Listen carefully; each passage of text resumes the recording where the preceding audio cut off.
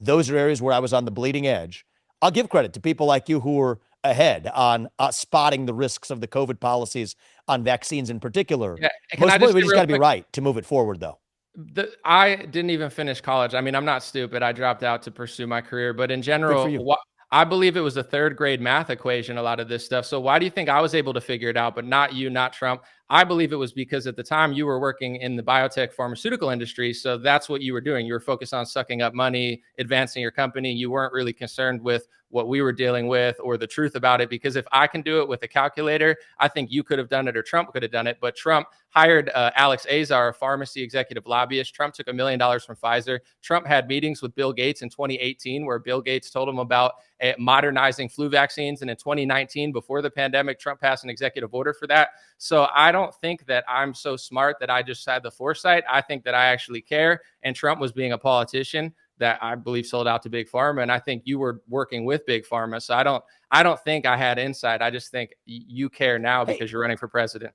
no, I mean, I think everybody wears their different hats and has their perspectives of what they're focused on. I was in the middle of writing Woke Inc., which is my first book. I was not writing a book about the lockdown policy. So where I was going deep was on the woke industrial complex as it related to corporate America.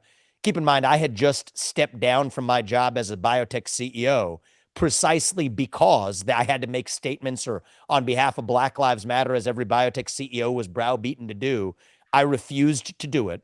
And yes, I have made sacrifices to advance my own convictions. That was a real trade-off.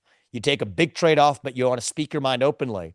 That was the area where I was most focused at the time, but paying attention to what was going on because I wasn't a policymaker. But all I would say is you're right. Your criticisms of me, your criticisms of Trump, be even-handed. I mean, Ron DeSantis has called Ron DeSantis, called Fauci during that period. And I respect him for changing his mind, but called him a really, really, really good job and really, really good ally. Every Republican politician who's running for office has made some cringeworthy statements about COVID and should be held to account for it. For Right. my part, I'm willing to be man enough to actually say it. And I wish that other people should too. And the only way we're going to do is by setting an example. So I'm not I'm, perfect. I'm going to say I'm, that honestly. I'm even handed on it. I promise you. I want to say too, with Yeah. you stepped down as a chairman in 2023 from your pharmaceutical company, right? In 2023, you Right before stepped I down. ran for president is when I Right. stepped off the board. The I board in stepped 20. down as CEO in January of 2021. Okay, but you were on the board in 2023, right? Before I was you ran. one of the 10 board members or so. Yeah. And in 2022, your company partnered with Pfizer to create a new company, correct?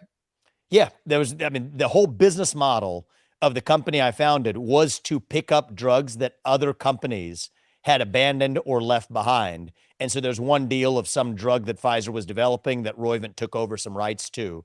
I was Right. on the board, not involved with it. But, there was a separate deal that the company had done with Pfizer longer ago, back when I was CEO too.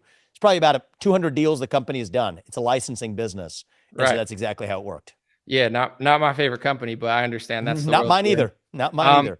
Feel free to watch the whole interview if you want to see more and see for yourself what we talked about. I promise you it's not what the media is making it seem like.